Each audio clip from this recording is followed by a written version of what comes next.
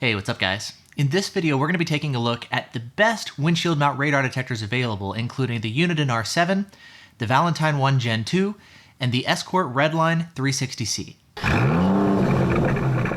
Now, the Redline 360C was recently released, and now that it's available, it's easily one of the best new radar detectors currently available on the market. In fact, this is the detector that's now become my daily driver. Now, down in the video description, I'm going to give you guys a bunch of additional information, including links to where you can purchase any of the detectors that we talk about here. You'll also find links to my setup guides and tutorials that go over how to program the detector once you receive them, as well as my recommended settings for all the detectors. Plus, here on YouTube, as all these detectors get updated, I'll keep you guys posted with all the updates and changes that happen here over time. Now, there's a ton of great radar detectors that are currently available in the market, and we're really fortunate that there are. But what is it about these detectors I'm going to talk about here that make them the best? Well, these are going to be the best performing radar detectors that give you the longest range and the best chance of actually detecting police radar at a distance. These detectors are also going to have arrows to help you locate the source of the threat. These are going to have good blind spot filtering, some better than others, but they've got the ability to filter out many nearby cars with radar-based collision avoidance systems like blind spot monitoring systems. Some of these are going to have Bluetooth to allow you to pair the detector with your phone and add some additional functionality. They're going to have GPS lockouts available so they can be taught where false alerts are located around town and actually learn to ignore those. And this is actually going to work a little bit differently here with all the different detectors, and we'll talk about that. Most of these detectors are going to be undetectable by radar detector detectors, if that's something important to you. Most of these are going to have low-powered photo radar detection capabilities, which are, well, speed cameras that are now showing up all across North America. Most of these are going to be able to detect those. Plus, many of these detectors tend to be easier to use. There are going to be some that are a little bit more complicated and require some more setup initially up front, but these are going to be kind of nice to use while you're out driving. All of these detectors are going to have their pros and cons, and there is no detector out there that's perfect or even perfect for everybody. That said, these are going to be the very best windshield mount detectors available, and they're all going to offer a ton of protection out on the road. Now, I know a lot of you guys are also waiting for the upcoming Radenso Theia, which is on the horizon. That's obviously not available yet, but I know a lot of you guys are waiting on that. And so as we get information about that, I'll definitely keep you guys posted here on YouTube, so make sure you're subscribed to that. On my website, you can also sign up for my email newsletter that I send out, or you can follow me on social media where I post updates there as well. Now, when it comes to choosing a detector, we also need to consider things like maybe your own personal preferences, as well as where you drive, because that can make a difference too. For example, if you drive in challenging terrain, maybe where you've got a lot of hills and curves and trees, things that can block and absorb a radar signal, you're going to want a more sensitive detector that's going to do a better job of giving you a chance to detect police radar at a distance. If you drive more in kind of flat terrain with a lot of straightaways, that's going to be a lot easier for a radar detector to pick up, so you may not necessarily need the craziest sensitivity, but that can still be useful if the officers may be using instant on a couple miles up the road ahead of you. You're also going to need to consider your tolerance to false alerts. Some people are okay with some false alerts. Other people really want a quiet detector that does a good job of maybe ideally only alerting when there's a legitimate threat, so it's not crying wolf all the time. Every detector is going to false, but some more than others. You need to consider things like if you've got photo radar used in your area. These are kind of low-powered, difficult to detect speed cameras that are in use across North America, and some detectors are able to pick them up. Others are not. You're also going to want to consider if you drive in banned areas. Radar detectors are legal in most of the United States, with the exception of Virginia, Washington, D.C., military bases, commercial vehicles over 10,000 pounds, and all vehicles over 18,000 pounds. In Canada, they are legal in British Columbia, Alberta, and Saskatchewan, but they are banned elsewhere. And some radar detectors are actually undetectable by radar detector detectors, so if that's something that you need, some of these detectors will offer that capability. But for most of us here, at least in the United States, are not necessarily going to need that functionality. And then there's also things like whether or not you have a Wi-Fi hotspot built into your car. That can add some functionality. Things like if you always have your phone with you while you're driving, or if you're cool with pairing your phone with your radar detector to, again, add more functionality. There's things like if you're okay spending a little bit of time actually training the detector initially and getting things set up, or if you want just something more plug and play. There's also how maybe tech savvy you are. That can be a consideration. And then, of course, your budget too. The price range that we're looking at here are detectors that are $500 to $750 because we're going for the upper end, the best windshield mount detectors. Now, if you're looking for something more affordable, I'm also going to be doing another video talking about the best bang for the buck detectors, the best kind of mid-range detectors as well. So if you're wanting something less than $500, I'll be doing a video talking about that as well. And so with all that said, let's go ahead and start diving right into things. So first things first, the first detector to talk about is the Uniden R7. This is a very popular detector that's got awesome long-range capabilities.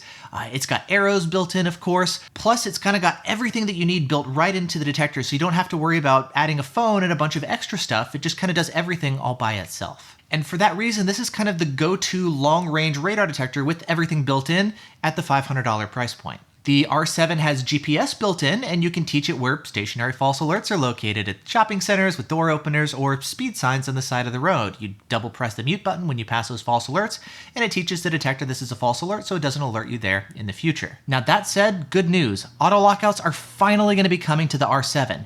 Now that the patent lawsuit has been settled over lockouts, Uniden has beta firmware that they've sent out to beta testers that adds auto lockout support. This still needs to be tested. I don't know if it works well yet or anything, and so there's no ETA as far as when it's going to be released. But yes, we're finally going to be getting auto lockouts here for the R7, which is fantastic. Another thing to consider is the blind spot filtering, the detector's ability to filter out nearby cars with blind spot monitoring systems, radar-based collision avoidance systems.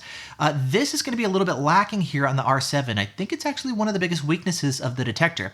It can filter out a lot of them, but it is still going to false more than the other detectors that we're going to be talking about here. Now, when it comes to photo radar protection, this detector does have support for both the MRCD and the MRCT, though the results can be a little bit hit or miss depending on the firmware version that you're running. Now, inside the detector, there's no Bluetooth that's available, so you can't maybe connect it to your phone and use your phone to change settings. You do all the programming with the detector directly in the detector itself. And again, I've got a tutorial that walks you through this, just like I do with all the other detectors we're going to talk about. If you need a stealth detector that's not detectable by radar detector detectors, I find the results here can be kind of inconsistent and hit or miss. And so if you need a stealth detector, I would not recommend the R7. I would maybe steer you towards one of the other detectors, but again, this isn't something that most of us in the US need. The main takeaway though with the R7 is this is going to be an awesome long-range detector at the $500 price point that gives you arrows, that has lockouts built directly in, and just, again, it's one self-contained package to put up on the windshield. So if you're looking for a high-end radar detector that's also an awesome bang for the buck, go pick up a Uniden R7. Next, what happens if you're like, well, that's cool, Vortex, but I want long range and I want really good false alert filtering? That is going to bring us to the Valentine 1 Gen 2 and the Redline 360C. These are my two favorite current radar detectors available on the market. In fact, the Redline 360C, as I mentioned, is now my daily driver, and the V1 Gen 2, especially paired with JBV1, has become my go-to road trip detector. Now, the V1 Gen 2 is going to offer awesome long-range performance plus really good blind spot filtering capabilities. It's a big step up over the original Gen 1 Valentine 1. Like the Gen 1 though, again, there's no GPS chip that's built in here to the V1 Gen 2, so if you want any sort of GPS-based functionality, you're going to need to pair it to your phone and then run an app on your phone to use your phone's GPS and add those features to your V1. That's especially nice if you want any sort of maybe false alert filtering around town that requires GPS. The Redline 360C, on the other hand, it's also got awesome long-range performance and really good blind spot filtering, but this has the GPS built in, and it's got all the stuff like your GPS lockouts and low-speed muting built directly into the detector. Plus, it's going to offer a few other nice things as well, but in return, you're going to be paying more by not being dependent on your phone and having your detector take care of everything for you. Now, both of these detectors are really popular, and actually both of them at the time I'm shooting this video are actually on back order due both to demand and, well, COVID-19 stuff. So again, both of these detectors are going to offer awesome long-range performance like the R7. They kind of trade shots back and forth depending on the detector. They're also going to offer really good blind spot filtering. They do false from time to time to certain vehicles, but when they do false, I pay attention because they false so infrequently. Both of these detectors are going to offer arrows, you've got automatic GPS lockouts, you've got RDD immunity, so these are stealth and undetectable, and they have the ability to update themselves over the air, either through your phone or over the Wi-Fi hotspot in the car, so it just makes it a lot easier to keep the detectors updated over time. And it's less work than maybe having to bring the detector back inside and plug it into the computer and update that way. You can just do it right in the car. Now, speaking of updates, both of these detectors actually had really problematic initial launches, but thanks to some recent updates, the detectors have gotten a lot better since they were initially launched. And so let's go ahead and talk about now the differences between these two detectors and where they stand now. So obviously the biggest difference, the V1 Gen 2 is $500. The Redline 360C is $750. So it's $250 more. And as I mentioned before, one of the reasons is the Redline 360C has more features built in, such as the GPS. And so it's not going to be dependent on your phone to add a lot of the functionality in the way the V1 Gen 2 is. However, the Valentine 1 has an open API, meaning it gives the ability for third-party developers to actually write their own apps for the detector. And this is nice because it's going to unlock a lot of really cool and creative abilities that you won't see from other detectors. At the same time, though, you'll find that if the GPS stuff is actually tied into your phone, it's not necessarily going to be quite as clean and integrated as a detector that actually has GPS built directly into it. Now that said, you can definitely use the Valentine 1 without a phone. It works just fine. It's going to be able to filter out many different false alerts, and there's ways to actually help filter out more of them.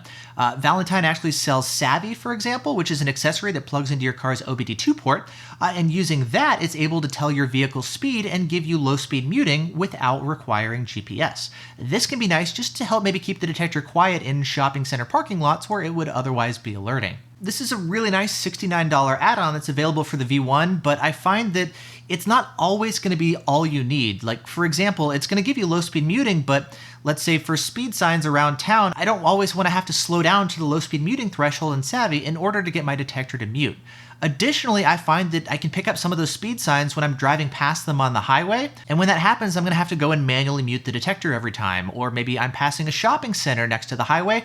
Again, I'm going to have to manually mute the detector every time, and I prefer a solution that uses GPS to recognize this same false alert in this location completely independent of speed, which is where the GPS lockouts are going to come into play. Now, when it comes to the apps, you've got options for both iOS and Android. First, there's V1 Driver, which is available for both iOS and Android. And then the second app is going to be JBV1, which is an Android-only app. These are going to be third-party apps independent of Valentine's own app that's available for both platforms. And that app is nice for maybe just basic programming or low-speed muting, or actually maybe the biggest thing is updating your detector over time through the app. But as you're driving, you're really going to want to use one of the third-party apps to give you things like your auto lockouts, etc. Now, starting off first with V1 Driver, this is a great way to add some additional false alert filtering capabilities to your V1. It can just run in the background and just give you your low-speed muting and your automatic GPS lockouts. It's really easy to use, and it does a great job even backgrounded or running from your pocket. And the idea is every time you get in the car, it's going to connect back to the detector and just start adding all the GPS filtering capabilities. I have noticed recently there's been some issues with the app automatically reconnecting in the background every time and people having to go and manually connect it every time you get in the car, but that's not normally the case, and I would expect an update to come out to fix that. But in general, the idea is it's going to automatically connect in the background and add the extra filtering capabilities. It is a $10 app, and it is well worth it for the V1. Plus, it's going to allow you to do things like log your alerts so that you can go back and look at them later, or even get Apple Watch integration so you can see all the alerts right on your wrist, or even just mute the detector by raising your wrist like that, which is pretty cool. Now, V1 Driver, it's also available for Android. Obviously, you don't get the Apple Watch integration, but you get all the other stuff like the auto lockouts. Now, there's another app that's available. It's called JBV1, and this is an amazing app. In fact, in my opinion, this is the best countermeasure app available, period. It's a free app that's going to give you all the same false alert filtering capabilities like your low-speed muting and your GPS lockouts, but it's also going to give you a bunch of other cool stuff like crowdsourced alerts so that you can see alerts from other drivers in real time. It's not going to give you the ability to post alerts to the cloud the way Waze does, but it is going to allow to receive the alerts and display them for you. It's going to notify you when officers are running speed enforcement via aircraft overhead. You're not otherwise going to get any alerts with your radar detector or laser jammer, and so you actually want to get notified through JBV1. This is great extra layer of protection if officers do speed enforcement via planes or helicopters. It's going to give you real-time weather information displayed on screen so you can see if you're going in and out of storms. It can give you color-coded heat maps on screen to display kind of common speed traps where cops like to hang out. It can automatically reprogram your detector as you drive across the country to give you settings that are optimized for different locations. It can integrate with your TMG laser jammer so you have an integrated radar and laser package. I mean, it's basically going to turn your Android into your rolling command center. It's amazing. And it's great if you really want to be on point and just have maximum situational awareness and know everything that's going on around you. Now, one of the nice things is you can also run the app standalone even if you don't have a V1. So if you're running another detector, you can still run JBV1 right alongside your other detector, or even run it if you don't have a detector. If you do that, you're obviously going to lose some of the features, like anything that requires communicating to the detector to add false alert filtering or alert logging, things like that, but you're still going to get your crowdsourced alerts, your aircraft notifications, things like that. Now, JBV1, again, it's Android only. There is no iOS version, and there is no iOS version planned. It's Android only, and so iPhone people like me actually pick up a lot of times Android phones just to run some of these Android-specific apps. There's a lot of stuff here in the app, and honestly, it can be pretty complicated, and the learning curve can be pretty steep because there's so much that's involved. If you don't need all this extra functionality, V1 Driver is a great option too, and again, it's going to be a lot simpler because it doesn't have, well, so many extra features. Now, down in the video description, I'm going to link you guys to my tutorials and information that are going to walk you through the apps and go over how to set them up and program them and use them out on the road. So yes, there's a lot that's involved here, but I've got tutorials available that can help you with that too. Now that said, not everybody's going to want to go this route, and you may want something similar. Plus, there's going to be some trade-offs when you're going to be more dependent on the phone, which I'll actually talk about towards the end of this video when I kind of share my kind of real-world experiences using both options and which detectors I use when. This is going to then bring me to the Escort Redline 360C. Like the V1, this also has excellent range and great false alert filtering, but it's got GPS built directly in, which means now you've got your auto lockouts, you've got your low speed muting, you've got all that stuff built right into the detector without ever having to worry about your phone. For this reason, it's more plug and play. You can literally just take it out of the box, stick it on the windshield, plug it into power, and it's going to start running and doing what you need. It does have Bluetooth built in, so you can still pair it with your phone, which is going to allow it to make it easier to go in and change different settings, display the speed limit on screen, or again, do all the cloud alert stuff to share alerts in both directions with other drivers. In order to do this, you're going to want to download Escort's app called Escort Live. This is available for both Android and iOS. Escort does not offer an open API, so there's no third-party developers that are able to add some really cool third-party apps the way we see here with the Valentine one. Additionally, if you've got a Wi-Fi hotspot in your car, that's actually going to improve this whole cloud sharing thing and add some additional features. Instead of having to go out through your phone, which can honestly be kind of hit or miss sometimes, if it can connect to the Wi-Fi hotspot in your car, it can then just more directly connect to the cloud to share alerts with other drivers. Plus, it's going to add some automatic update capabilities, including the ability to update the firmware whenever that is released for the detector to fix bugs, add new features, things like that. And when there's a red light camera database that's released, they have a new database update every Monday. The detector will prompt you, and you can just go ahead and update the detector directly in the car, again, without having to bring it back home, and update every week by plugging it into the computer. And so this is a really nice way to just help kind of simplify things, including the update process. The display itself, it's a multicolor OLED display that can display a little bit more information than I find on the V1, which I definitely find to be useful. You've got the red light camera and speed camera alerts, as I mentioned, built directly into the detector. The V1 doesn't have that, so you're going to be reliant on things like Waze or Google Maps for those alerts. But something that the Redline 360C has that the V1 doesn't and can't be added just by running an app is the photo radar detection capabilities. The Redline 360C has support for both the MRCD and the MRCT. Now, some of those photo radar systems are stationary, so you can be alerted to those with an app, but there's a lot of them that are mobile too and move around, and so you're actually going to need a detector that's capable of detecting those in the first place. Now, Valentine may one day be able to add that feature to the V1 with the firmware update. I mean, Uniden's done it in the past. It's difficult to do, and I find that when manufacturers do that, there's generally going to be some limitations and issues if the detector has not been designed out of the gate to detect them. But currently, the V1 is not designed to detect a lot of the new photo radar stuff that's coming across North America. And for that reason, I think the Redline 360C is going to be more future-proof because it's already able to detect those threats. So even if you don't have them in the area, if they show up one day, you can just go ahead and turn them on and the detector is able to detect them. Plus, of course, it's got the GPS built in, so your red light camera alerts and, fixed speed cameras, all that, it can go ahead and alert you to that too without having to be dependent on a phone. And that's what I really like about it. I can just get in the car, put in the detector, and it just always works, and it does what I need, which I find to be great. Now, that said, the Redline 360C is not going to be better in every way. For example, it is a bigger, bulkier detector than the V1, which is going to be more compact. This can be an issue if, let's say, you want a stealth detector.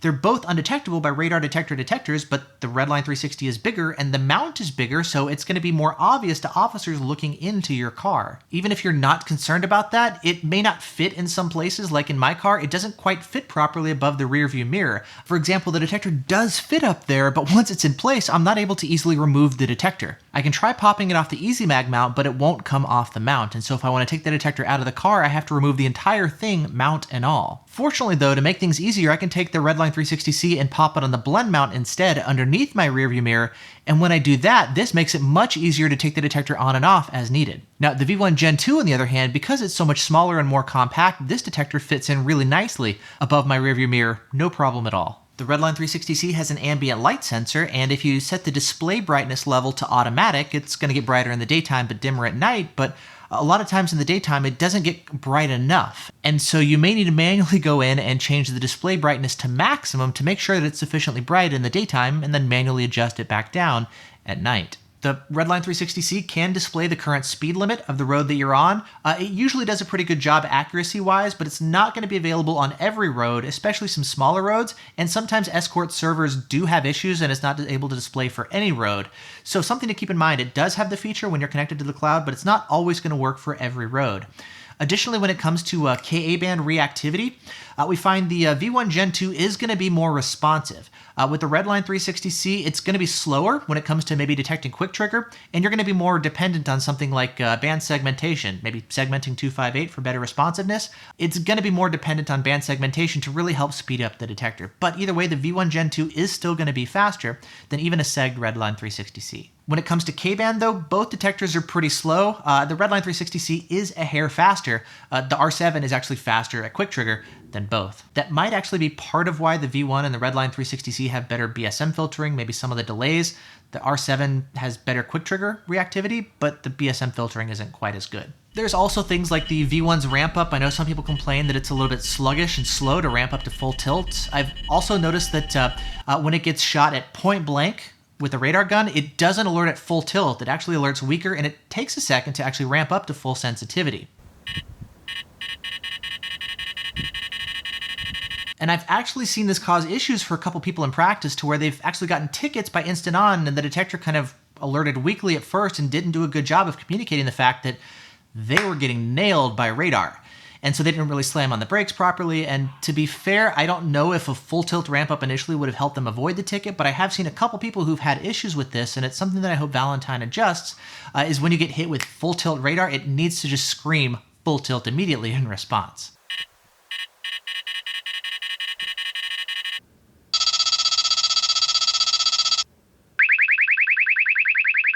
Speaking of things that can lead to tickets, if you guys remember the power off issue that we saw with the V1s when they were first released, about 30% of detectors actually died on people and had to be sent back for repairs. That has since been fixed, but there's something else that we're seeing now to where with certain vehicles, depending on how the ignition works, the detectors will sometimes power on properly, but other times they will not power on, and it requires you to manually press the button to turn the detector on. Now, this inconsistent behavior can be an issue because if you think the detector powered on like it did last time, but it doesn't this time, and you don't realize that, it's easy to just start driving down the road and have your detector completely turned off. Now, I personally have not seen this behavior in my car, fortunately, but a number of people have reported this. So far, this seems to be happening on some Toyotas, Mazdas, Dodges, Infinitis, etc. And again, multiple people have been reporting this behavior here with the V1 Gen 2. And so none of these detectors are going to be perfect. There's things that you need to know and be aware of, like this that I've been sharing here. But the fact is, these are otherwise going to be great radar detectors. They've got great performance, great filtering, and a really nice feature set to help keep you protected. The V1 Gen 2, it's a great detector. I love it. It works well both with Android and iOS. And I think it's an awesome choice, especially for maybe the radar detector enthusiast and people who are a little bit more tech savvy. And you'll find that it's really popular on radar detector forums and, well, from enthusiasts like myself. The Redline 360C, it does cost a little bit more, but it's going to be more convenient and just easier to use, plug and play. It's not going to be dependent on your phone in the same way. And for that reason, I think it's just going to have a wider appeal because it's just easier to use and it's not going to be reliant on third-party apps and having to watch long tutorial videos and all this kind of stuff just to make sure you figure everything out. That said, even as an enthusiast myself, I still really like the Redline 360C. I use both of these detectors in different situations, and well, let's actually talk about that. I'll go ahead and share with you guys when I use each detector and why. And this, I think, is going to be kind of a nice discussion on some features that may look good on paper, but might actually have some issues when you're using them in practice. Now, as I mentioned earlier, my daily driver is the Redline 360C. When I'm going on serious drives and I'm going to go ahead and get everything set up and ready to go, and I want to be on point, I grab the V1 Gen 2 and I run JBV1. And obviously, when it comes to my own personal preferences, it may be similar to what you experience. It may be different in some ways, and so it's always going to vary case by case, but let's talk about that a little bit here. Now, currently, we've got coronavirus stuff. We're in quarantine, and so I do mostly shorter drives, going to the grocery store or going to the park with my family. And so for most of my drives, I don't really want to be messing with my countermeasures. I just want to get in the car and go and just have everything work in the background. That's when the Redline 360C really shines. I can just get in the car, it's got its own GPS, it connects to my in-car Wi-Fi for any sort of updates that I need, and there's no having to mess around with the phone, and I really appreciate the simplicity of just being able to get in the car and go, and it all works. Now, in a few weeks, I'm actually about to go on a cross-country road trip, and in that situation, the V1 Gen 2 with JBV1 is going to be my primary detector. Now, I'm going to grab multiple detectors with me and switch between them just for fun, but the V1 with JBV1 is going to be my primary go-to detector. It's just packed with so much useful information that it's awesome for serious road trips like that. Now that said, trying to use it as a daily driver, I run into a lot of issues. Again, not everybody's going to experience all these same things, or you've got different preferences, but here's what I experience running the V1 and trying to daily it. So my main phone is an iPhone, but I love JBV1 because of all the cool features, and so in order to run it, I've actually got a separate Android phone that I pop in my car, and I've got a separate phone mount and charger just for that phone. Now when I park, I got to take that phone and pop it down so it doesn't invite a break-in, and then I got to put it back up next time I get back in my car. So there's extra steps involved. Then once you're up and running, a lot of us running Samsung phones will find that the GPS information is not going to update properly, and so the map will not update as you drive, and the speed won't be displayed on screen either. Fixing this may actually require manually restarting JBV1, though this issue can also affect other apps like Waze as well. Now, this is a known issue that affects a lot of different Samsung users, including if you're running the Galaxy, the Note, etc. And the issue is that the phone will sometimes stop updating the GPS information properly, and there are ways to maybe automate automatically resetting the GPS when it stops updating and things like that, but you just kind of run into issues getting the GPS in the phone, depending on the phone that you have, to always work consistently and reliably. In general, I prefer having the phone mounted horizontally in landscape mode. However, when I do that, the face unlock stuff doesn't work properly. So for that reason, I have to mount the phone vertically so that when I get in the car, it recognizes me and unlocks my phone properly. Additionally, I found now that it's summertime and it's hotter, that phone has a tendency of overheating. A lot of times it'll actually shut off and not actually restart until it cools down, and so now I don't have any of my GPS features functional. If the phone is still on and overheating, it won't allow me to start up JBV1, or if I do have JBV1 up and running, a lot of times it's not going to allow my phone to continue charging until it cools down. And keeping it charged is going to be really important, especially because the car may sit in the garage for a couple days and then the phone battery is going to die. And so again, I'm having to then boot the phone back up, wait for it to get some juice, and then power back on again. And then if I go for a shorter drive, I don't have enough time to recharge the battery, and the phone is going to be quickly dead again. And I'm like, okay, well maybe I'll take the phone and I'll bring it home and pop it on the charger, and that works. But then a lot of times maybe I'll forget to grab the phone again, and then I go driving without my phone, and it's just a big hassle if I'm dailying it just to make everything work properly. It's not one of those things where I can just get in the car and drive and it always works. Now, to be fair, if I was an Android user and I was running JBV1, that would definitely simplify things if I was just running on my primary phone. But I'm not interested in switching phone platforms altogether. I'm happy with the iPhone and the whole platform, but it does then cause some issues if I want to run JBV1. Now, what about running V1 Driver? I have my iPhone with me, it supports V1 Driver. That's a great app to give me my, low speed muting and lockouts and stuff for just going to the grocery store. It doesn't have all the bells and whistles of JBV1, but it's got the fundamentals like the auto lockouts. The issue here is I'm a visual guy. You may have noticed I like to make videos, and I like being able to see all of the information, but that doesn't work quite as nicely here on iOS with V1 Driver. And I really like being able to see all the signal information quickly, the signal strength, band, frequency, why it's being muted, things like that, and I can't quite do that just by looking at the V1 itself. I could have maybe the V1 Driver the phone actually mounted on my dash somewhere. I normally have the phone actually, next to my side or in my pocket or something, and it just works great in the background, but I could have the phone mounted on the dash. It's not maybe the best app to look at while you're driving and stuff, but it still can at least display the information that you need. Typically, I like to have the app maybe backgrounded and running something else in the foreground, Spotify or podcasts or Waze or something, and then V1 Driver has the ability to pop up an overlay and let you know some basic signal information like the band, frequency, and direction. It doesn't give me all the information that I'd like to see about the signal. Plus, on iOS, those notifications, they're not going to work the same way they do on Android with these nice overlays that can just stay on screen while the signal is present and continue to keep updated with all the relevant information about the signal. And so the notifications on iOS just simply aren't going to be as good as Android. Additionally, I also like to run the radar detector's volume low. Maybe I'm on a call, or I've got the baby asleep in the back, or maybe my wife is getting kind of annoyed with all the beeps. So I'll run the volume low and I'm just looking at everything. And if I've got the phone in my pocket or something, I don't have all that information visually. Even if I do decide to run the phone on my dash, I don't like it there, but if I was to, I still don't get all the information the way that I want. There are some options, though, to see some additional information like the signal frequency without having to look at your phone. Like, for example, with the Apple Watch, I can just look down at my watch when a signal is present, and I can see all the information that way.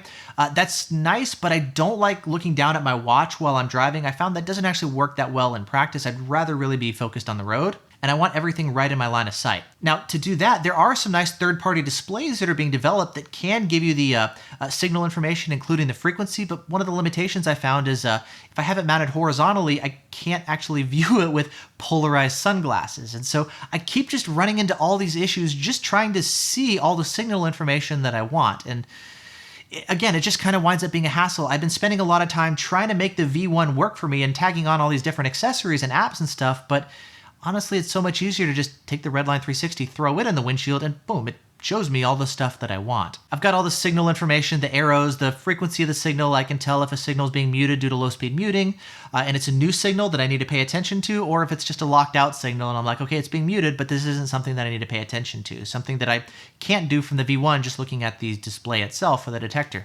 Again, having to look at something, and I can see it directly on the Redline 360C, but I can't quite do that on the V1 itself. And so for just daily driving, I find the Redline 360C to be far more convenient, but if I'm cool with spending the time to just make sure I've got the whole package set up, I really like the V1 with JBV1 because it gets even more information and a bunch of extra features that the Redline 360C doesn't offer. I don't have any multi-radar here in use in the area, so I don't need the photo radar detection, and so for that situation, I don't need that feature of the Redline 360C. I personally like it just more for the convenience, the automation, and having everything that I need built directly into the detector itself. Again, though, as I mentioned earlier, this is just the way that I use the detector. Not everybody wants to be able to see all this information on screen, or maybe you run an Android, you can run JBV1, or maybe you just want to keep things simple and use just your primary phone in the car and automate everything so it automatically starts up everything you need when you start driving and then shuts it all off once you're done. You can totally do that too. And so hooking up a phone to your radar detector ultimately isn't really that big of a deal. Whatever the case is, we all have different uses, right? And so there's a lot of great detectors, and it just kind of comes down to picking whichever tool is best for you.